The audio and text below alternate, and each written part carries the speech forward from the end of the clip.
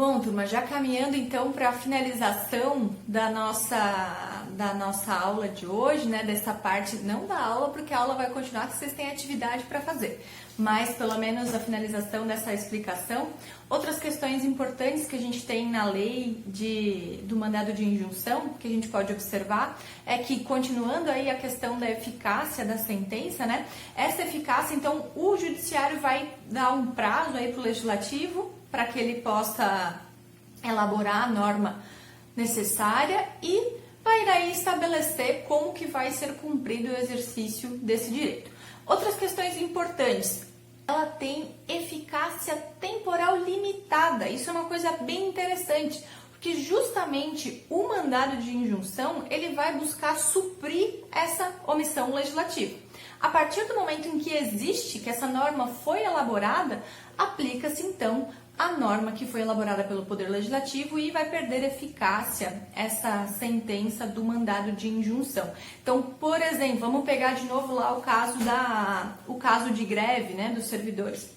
Até o momento a gente não tem legislação, temos um mandado de injunção que manda aplicar, julgado pela STF, né, que manda aplicar a lei lá de 89, que fala dos trabalhadores grevistas, aplicar enquanto não tem a legislação específica. E é o que está se aplicando nesse momento. A partir do momento em que existe uma legislação própria com relação a isso, a partir do momento que o Poder Legislativo elaborar essa legislação necessária, a gente vai deixar aquele mandado de injunção, vai perder a sua eficácia. A gente não vai mais ter por que aplicar aquela lei, porque já vai existir uma norma regulamentadora. Então é bem interessante, né? Porque justamente se o objetivo é suprir a sua missão enquanto não tem a lei, a partir do momento que a lei é elaborada, aquele mandado de injunção, aquela decisão, não tem mais por que ser aplicada, né? E aí vai seguir basicamente isso.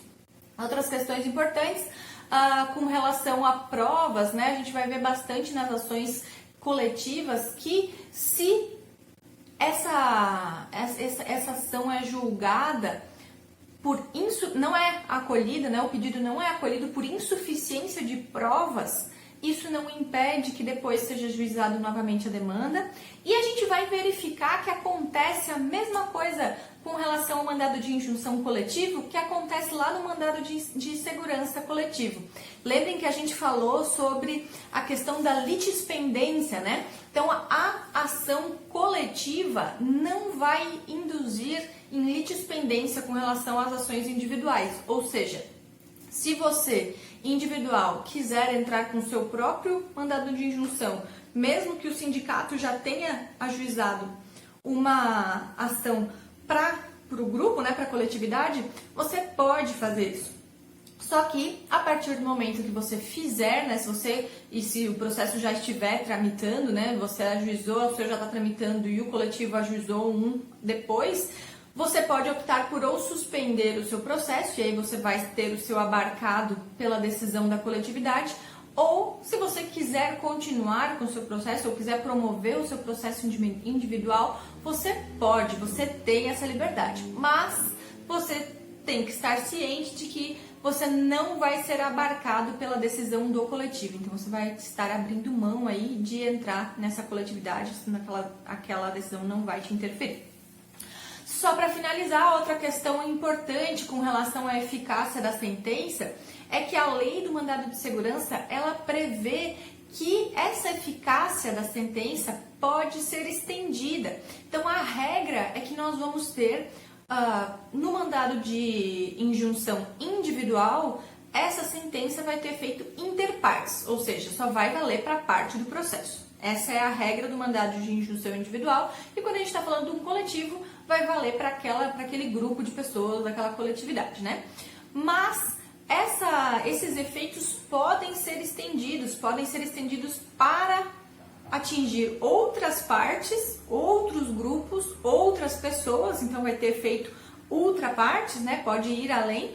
Também pode ser concedida eficácia erga omnes para essa decisão. Isso é uma inovação da lei, né? E é até bem interessante porque ela vai buscar aí uniformizar o entendimento. Se a gente verifica que há uma série de mandados de injunção de várias outras associações ou de vários outros grupos de pessoas que estão na mesma situação, essa decisão que foi proferida inicialmente pode ser estendida para abarcar todo mundo. Inclusive, pode, caso seja necessário, né, é indispensável para o exercício do direito que abarque aí de forma geral, é possível que essa sentença tenha também seu efeito erga omnes, então tenha o efeito estendido para todos. Isso é bem curioso do mandado de injunção. Também, e agora só para finalizar, né, eu sei que eu já falei isso, mas finalizando de novo, é possível que essa decisão do mandado de injunção seja revista se houver futuramente uma modificação dos fatos. E aí é bem curioso, vocês lembram que quando a gente fala, a gente sabe que depois que uma decisão transita em julgado, para que ela seja modificada é necessária uma ação rescisória, né? Vamos lembrar um pouco lá de processo civil 2, né? Quando a gente falou de ação rescisória.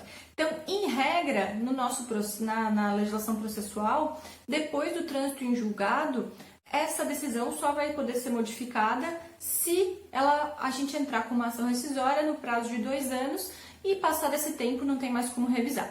Mas acontece que nesse tipo de demanda, como a situação é um pouco diferente, é possível você revisar essa ação, a decisão que foi proferida no mandado de injunção, é possível revisar por meio de uma ação própria, não uma ação rescisória, nem uma ação anulatória, e sim uma ação de revisão mesmo. É mais ou menos como funciona lá com relação à ação de alimentos, né? Vocês lembram? Vamos lembrar agora um pouco dos casos do NPJ aí, né? Quando a gente fala de uma revisional de alimentos, né? Por que a gente entra com uma revisional de alimentos? Se já transitou em julgado aquela ação dizendo que o sujeito tem que pagar R$2.000 de alimentos. O que faz com que você entre com uma ação de revisão de alimentos?